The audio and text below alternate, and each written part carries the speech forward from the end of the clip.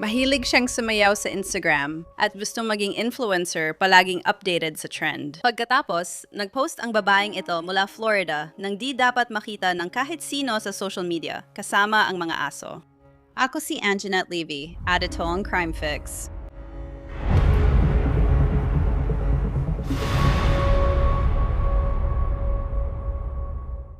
Bago talakayan ang kasong ito, gusto ko munang ibahagi ang isang app na talagang nagustuhan ko. Tinatawag itong Upside, kung saan makakakuha ka ng cashback sa madalas mong bilhin gaya ng gasolina, groceries at takeout. Ganito ang proseso. I-download mo lang ang Upside ng libre. Piliin mo ang isang offer sa isa sa kanilang mahigit 100,000 lokasyon at magbayad ka lang ng normal gamit ang iyong card. Pagkatapos, i-verify mo ang iyong binili at makakakuha ka ng pera pabalik. Makikita mo agad ito. Halimbawa, kung kailangan ko ng gasolina o takeout, titingin muna ako ng offers sa Upside. Pagkatapos gumastos, lalabas agad ang pera sa app ko at pwede ko itong ilipat sa bank account ko. Ang mga madalas gumamit ng Upside ay karaniwang kumikita ng $254 kada taon. Walang tatalo doon. Para makakuha ng cashback, i-click ang link sa description o i-scan ang QR code sa screen, tapos gamitin ang promo code na CrimeFix para sa dagdag 25 sentimo kada galon sa unang tangke ng gasolina. Si Logan Gaminski ay madalas sa Instagram, sumasayaw at nagpo-post ng larawan at video ng kanyang mga aso. Ito si Princeton. You're back. Mahilig mag-bikini post sa Instagram si Logan Gaminski at wala namang masama o illegal dito. Pero may mga ginawa si Logan Gaminski kasama ang kanyang mga aso sa Instagram na nakakakilabot at labag sa batas. At ngayon, makukulong siya na matagal. Nasabi ko na sa'yo tungkol kay Logan Gaminski noong Marso 2025. Dadako naman tayo sa Marion County, Florida sa pagitan ng Orlando at Gainesville. Noong Enero 2025, sinabi ng pulis na may tip sila ukol kay Gaminski na nagpo-post ng mga video ng kanyang mga aso sa Instagram. At sa mga video, sinabi ng mga pulis na pinipilit ni Gaminski ang isa sa mga aso na gumawa ng mga bagay na sexual. Ayon sa mga investigador, ang 32 segundong video ay labis na nakakabahala. Ang aso ay isang kayumanggi at puting chihuahua, pero hindi nakita ang mukha ng babae sa video. Gayunpaman, ayon sa ulat ng insidente, ipinapakita rin sa video na posibleng may belly button piercing ang puting babae, na makikita rin sa ilang litrato sa Instagram page ng akusada na may piercing siya sa pusod. Tiningnan ng mga investigador ang ibang video sa Instagram para matukoy kung si Logan Gaminski nga ito. Sabi ng mga investigador, may iba pa silang video ni Gaminski kasama ang mga aso, kabilang ang isang maliit na brown na aso na posibleng chihuahua na kapareho ng nga sa video. Ang asong nito ay maliit at kulay light brown na may malalaking kayumangging tainga. May puting guhit sa gitna ng ulo nito, puting tiyan, at puting balahibo na umaabot hanggang kalahati ng mga paa ng aso. Kinukumpirma kong ang aso sa video ay may lahat ng katangiang ito. Nakita ko rin ang isang litrato na ipinost noong Abril 5, 2024 na nagpapakita kay akusado, kasama ang parehong aso na suot ang parehong madilim na kulay na kwelyo na makikita rin sa video. Bilang bahagi ng investigasyon, tinawagan ng mga detective ang nagpadala ng video. Isinulat ng detective sa ulat ng pag-aresto, nakipag-ugnayan ako sa pamamagitan ng telepono sa taong nagsumite ng tip na ito na humiling na manatiling hindi kilala. Sinabi nila na noong Enero 27, 2025, nakita nila ang nabanggit na video na ipinost sa pampublikong Instagram page ng akusado, Alex GumX. Ipinabatid nila na nabura na ang post. Gayunpaman, nagawa nilang isave ang video bago ito nabura. At iyon ang kanilang isinumiteng anonymous tip. Sinabi nilang sinuri nila ang Instagram ng akusado at napansin na pareho ang mga kuko at asong nasa litrato at video ng akusado. Inilarawan nila na nakita nila ang isang post noong Enero 27, 2025 kung saan ang dating nobyo ng akusado ay nag-screenshot ng nabanggit na video sa kanyang Instagram. Tinag ang akusado dito at tinawag siyang nakakadire. Ang post na ito ay nabura na rin. Gayunpaman, nagawa nilang i-screenshot ang post at isinama yon sa kanilang ulat. Noong Marso 2025, kinausap ng mga investigador si Logan Gaminski. Isinulat ng isang investigador noong ika-21 ng Marso, 2025, nagsagawa kami ni Detective A. LaRoque ng panayam sa akusado, si Logan Gaminsky. Inamin ng akusado na isa siyang content creator na inilarawan niya bilang paggamit ng Fansly platform upang magbenta ng mga larawan at video ng sarili niyang hubad na nagpapakita ng iba't ibang sexual na gawain sa mga gumagamit sa internet. Inamin ng akusado na siya ang kumuha ng video habang may sexual na gawain kasama ang aso niyang si Princeton, isang kayumangi at puting chihuahua. Ginawa niya ito dahil hiniling ni Sire, isang Snapchat user, na gumawa siya ng video at ipadala sa kanya. Pinayaran ni Sire si akusado ng $500 para sa sexual na gawain at pag-record nito. Ayon sa akusado, gumawa rin siya ng pangalawang video ng sexual na gawain kasama ang isa pang asong si Rosie, isang yellow lab. Sinabi ng akusado na ang mga video ay nasa kanyang cellphone pa rin, na inilarawan niya ang isang Apple iPhone 15 Pro Max. Sinabi ng akusado na ipinadala ang mga video sa pamamagitan ng Snapchat at idinagdag niyang ang kanyang Snapchat username ay Logan Nickel, 77. Inaresto si Gaminsky at dinala sa kulungan.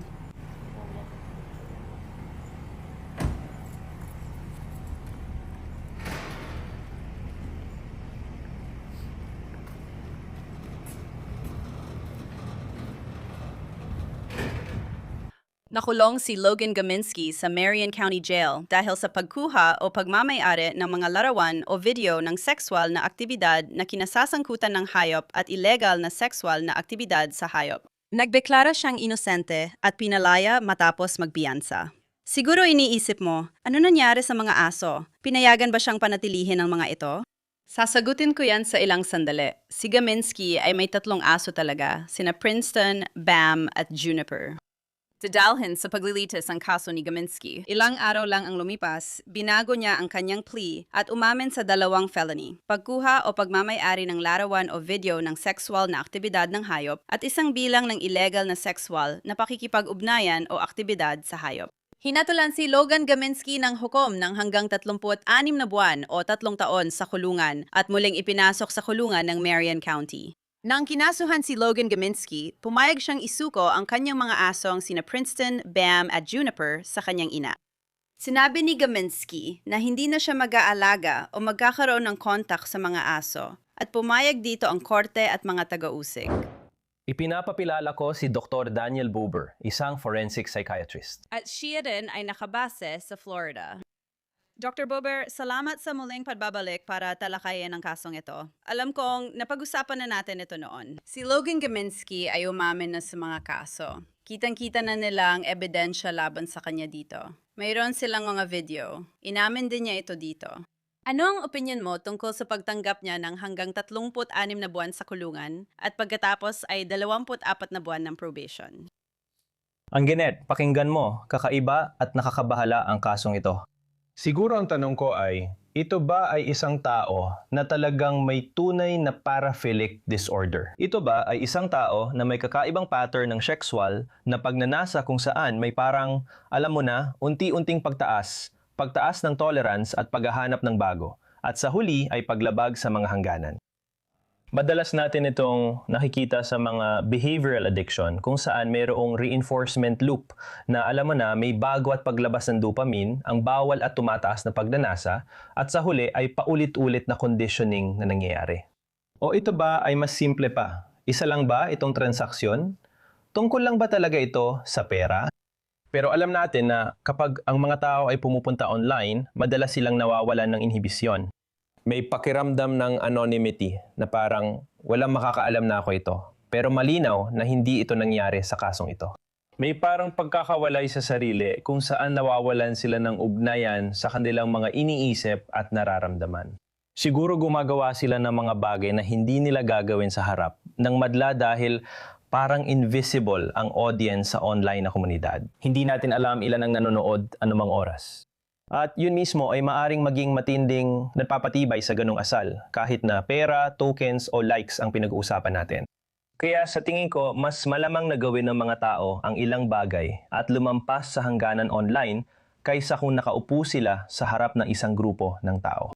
Maaring siya rin ay may ugaling narcissistic at antisocial at hindi ko pa naman siya nasuri noon. Pero sa mga katulad na kaso, nakikita natin ang mga tao na may labis na mataas na tingin sa sarili, lumalabag sa karapatan ng iba, walang pagsisisi at walang empatya at mas malamang na gumawa ng mga ganitong bagay. Kaya talagang mahirap malaman kung ano talagang nangyayari based lang sa isang sulyap na ito. Maaring may kasaysayan siya ng traumang naranasan habang namalaki dahil na-expose siya sa highly sexualized na nilalaman at nakaranas ng mga paglabag sa personal na hangganan noong bata pa siya. Mahirap talagang malaman pero sa mga kaso o pasyente na naalagaan ko, kadalasan ito ang mga magkakaparehong kasaysayan na nakita ko.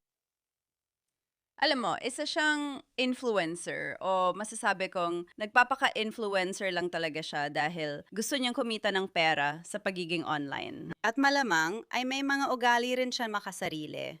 Nagpo-post siya, alam mo yon, nakabikini online or dati niyang ginagawa yon. Kaya, alam mo, kailangan talaga ng tapang o lakas ng loob para gawin yon. Pero ang ginawa niya na inamin na rin niya ay talagang nakakakilabot at nakakadiri. Sinasabi nila na, alam mo, pinipilit niya ang aso na gawin ang mga bagay na ito. At inamin niya na ginawa niya yon. At sinabi niya na, alam mo, binayaran siya ng lalaking ito, si Sire, para gawin yon. Napaisip ako kasi siya mismo nag-post nito sa Instagram. Baka nagkamali lang siya or hindi sinasadya. Tapos may nag-screenshot. Ilang beses pa kaya niya itong ginawa para sa pera ng hindi nahuhuli? At para sa akin, yun ang malaking tanong dito. Ipinapalagay ko na tinignan na yun ng mga pulis, pero baka hindi kung wala silang ebidensya. Kasi parang may nakakita nito, nag-screenshot, at saka ini-report sa pulis. At ang katotohanan na may mga tao dyan na nakakakuha ng sexual na kasiyahan mula sa ganitong nakakabahalang nilalaman, iyon din ay lubang nakakabahala para sa akin. Talagang nakakabahala ito. Meron siyang 3 aso at kinuha ang mga aso mula sa kanya. Salamat sa Diyos. Mukhang ang nanay niya ang kumuha ng mga aso. At sinabi sa kanya ng korte nung unang nangyari ito, nagkaroon ng pagdinig. At sinabi sa kanya na hindi siya dapat magkaroon ng anumang contact sa mga aso. Hindi siya pinapayagang mag-alaga ng kahit anong aso. Bilang bahagi ng kanyang sentensya, sinabi sa kanya na bawal siyang mag-alaga ng aso. Hindi siya maaring mag-alaga ng kahit anong hayop. At mabuti na rin yon. Napapaisip tuloy ako kung naniniwala silang hindi lang ito isang beses nangyari. Kung ganito talaga ang ginagawa niya. Totoo ngang kumikita siya ng pera sa isa pang site na ito, sa Fansly o kung ano man, na nagfi-film siya ng mga bagay, ng content, kasama ang mga aso, at posibleng kumikita siya ng pera sa ganung paraan. At hindi lang basta nagpo-post ng mga bagay sa Instagram at sa Fansly na site na ito, na kung ano-ano lang, alam mo yon, na legal naman sana. Dahil may 3 siyang aso at nagpo-post siya ng mga larawan at video ng sarili niya kasama ang mga aso. Kaya hindi ko alam, ano sa tingin mo? Ibig kong sabihin, ikaw ang psychiatrist dito. Sa tingin mo ba, malamang hindi lang ito isang beses na nangyari? Ang pinaka-importanting tanong-tanong para sa akin kung ako'y uupo at kakausapin siya ay, ito ba ay ginagawa mo lang talaga para sa pera dahil alam mong may audience para rito? O ito ba ay isang bagay na ikaw mismo ay nakakaramdam ng kasiyahan mula rito? Alam mo, malinaw naman na may iba't ibang uri ng pornograpikong mga site kung saan ang mga tao ay umaarte ng iba't ibang pantasya para sa ibang tao at ginagawa nila ito at ito ay purong transaksyonal. Ginagawa nila ito para sa pera. Alam mo, pag wala na sila sa camera, sinisikap nilang mamuhay ng tila normal o ihiwalay yon sa ginagawa nila. Pero, hindi naman sila mismo nakakaramdam ng kasiyahan mula rito. Gusto ko talagang malaman sa kanya kung ginagawa niya ito dahil sa personal na kasiyahan o para lang sa pera. Yan ang nais kong malaman. Pero para sa akin, parang ginagawa lang talaga ito para sa pera. Ibig kong sabihin, hindi ito basta pagpo-post online para sa pera. Ang inilalarawan nila sa affidavit na ito ay isang babae na pinipilit ang aso na gawin ang mga bagay sa kanya sa ibaba ng baywang. Ang ibig kong sabihin, sobrang kadire, sobrang lampas pa sa kadire.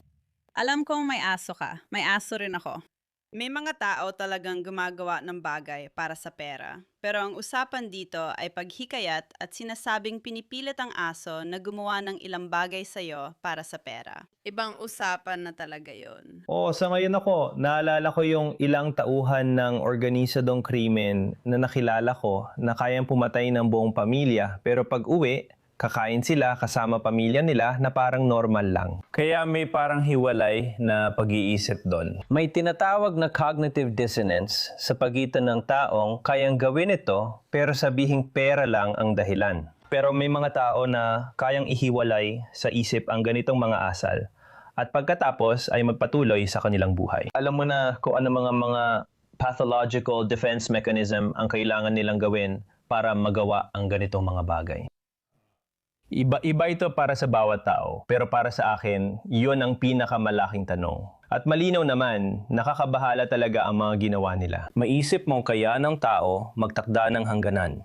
Gagawin niya ang isang bagay para sa pera, pero may bagay na hindi niya gagawin. Pero para sa kanya, parang wala talagang hangganan. Parang hindi siya tumitigil at laging lumalampas sa linya para sa sariling kapakinabangang pinansyal.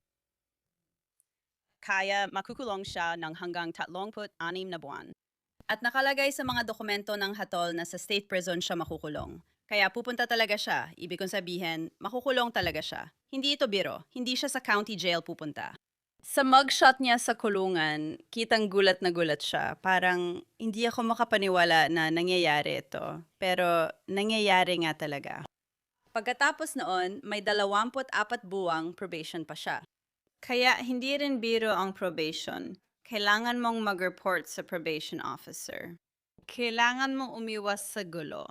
At hindi ka na dapat bumalik sa dati mong ginagawa. Ibig kong sabihin, 5 taon yon, 3 taon sa kulungan kung tatapusin niya ang 30. 6 na buwan, tapos 2 taon na pagre-report sa probation. Dagdag pa, magiging convicted felon siya habang buhay.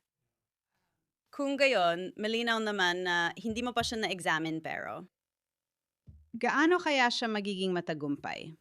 Halatang gusto niya maging influencer, laging nasa Instagram at Fansly at sinusubukang kumita roon. Mukhang wala siyang kinikita dahil mahirap siya at nagkaroon ng abogadong itinalaga ng korte. Siguro kaya wala siyang pera kasi hindi naman siya kumikita na malaki sa kahit ano sa mga ginagawa niya. Sa tingin mo ba magiging matagumpay siya pagkatapos nito at matatapos niya ang probation at lahat ng yun? Baka hindi na niya gawin ito pero kailangan pa rin niya maghanap ng trabaho dahil bahagi ito ng probation. Oo, sa tingin ko mahihirapan siya. Iniisip ko kung paano siya mabubuhay sa kulungan tulad ng mga child molester na alam ng ibang preso ang krimen nila. Ano kayang reaksyon ng iba sa kulungan sa kanya? At saka, alam mo yon, baka ginagawa niya lang ito dahil wala na talaga siyang ibang magawa. Kung ano man ang dahilan, siguro may learning disability, kakulangan sa edukasyon, o kung ano pa man, ganito siya kumikita ng pera. Paano siya makakalabas ng kulungan at maghahanap ng normal na trabaho kung dala-dala niya lahat ng ito? Ang stigma, ang kahihiyan, ang hiya. Sa tingin ko, mahihirapan talaga siya. Paano tinitingnan ng ibang mga bilanggo sa kulungan ng mga babae? Mga taong dinadala ang kanilang alagang aso, ang kanilang chihuahua, at siguro pati ang iba pa nilang maliliit na aso? Pinipipilit ba silang gumawa ng sexual na bagay online kapalit ng pera? Paano tinitingnan ang ganitong tao sa kulungan ng mga babae? Sa tingin ko, alam mo yon, kung iisipin mo yung dahilan kung bakit inaatake ng mga preso, ang ibang preso na gumawa ng krimen laban sa mga bata. Sa tingin ko, ang paniniwala ay, alam mo yon, hindi mo dapat galawin ng bata. Alam mo yon, may mga hangganan na hindi mo dapat lampasan dahil sila ay talagang inosente. Sa parehong paraan, inosente talagang mga hayop, di ba? Umuwi kang pagod sa trabaho, masama ang araw mo. Lalapit sila para sa pagmamahal, koneksyon at laming. Pero ang gagawin mo ay abusuhin, saktan, ipahiya at hamakin sila para sa sariling saya o kita. Mahirap isipin ang mas masahol pa roon. Interesante. Kaya sa tingin mo, pagpasok niya sa kulungan ng mga babae, ilan sa mga babaeng nandoon na nakakulong dahil sa mga nagawa nila o kung ano man ang ginawa nila at napatunayang nagkasala, titingnan siya at sasabihin, may diferensya ka. Pakinggan mo, alam ko kung gaano ko kamahal ang sarili kong aso, di ba? Kung ang aso ko ay muntik na masagasaan ng kotse, tatalon ako sa harap ng kotse para protektahan ang aso ko. Kaya may mga talagang tapat, mapagmahal, at dedikadong mga amo ng aso dyan na sa tingin ko ay talagang mandidire o maiinis dito.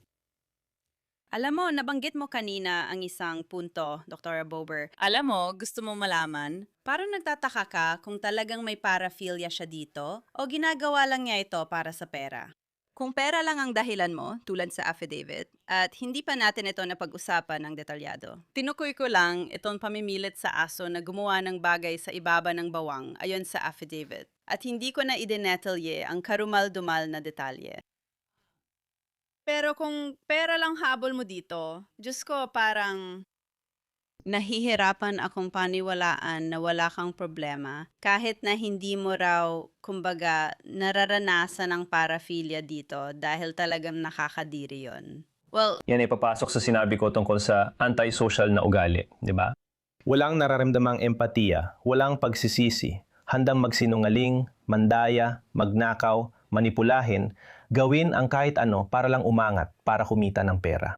Pumapasok na yan sa mga antisocial na ugali na maaaring umiiral dito sa isang taong gumagawa ng ganitong bagay at kayang gawin ito. isipin mo na lang kung gaano sana kadali ang buhay niya kung sinubukan na lang niyang maghanap buhay ng marangal. Hindi ko sinasabing hindi marangal ang paggawa ng content sa Instagram. Pero kung hindi ka kumikita ng sapat, baka mas mabuting maghanap ng ibang trabaho. Sa palagay ko, mahirap ang ganong pamumuhay. Tama ka dyan. Kadiri talaga. Sa tingin ko tama ka. Maaring mahirapan siya sa kulungan, pero baka matuto siya ng leksyon at makalabas, makahanap ng trabaho kung saan kikita siya ng pera nang hindi inaabuso ang mga aso. Kahit ano pa gawin niya, kailangan pa rin niya ng therapy at counseling para sa mental health. Para mas maintindihan kung ano ang nangyayari dito at malaman kung ano ang nagtutulak sa kanya sa ganitong pag-uugali.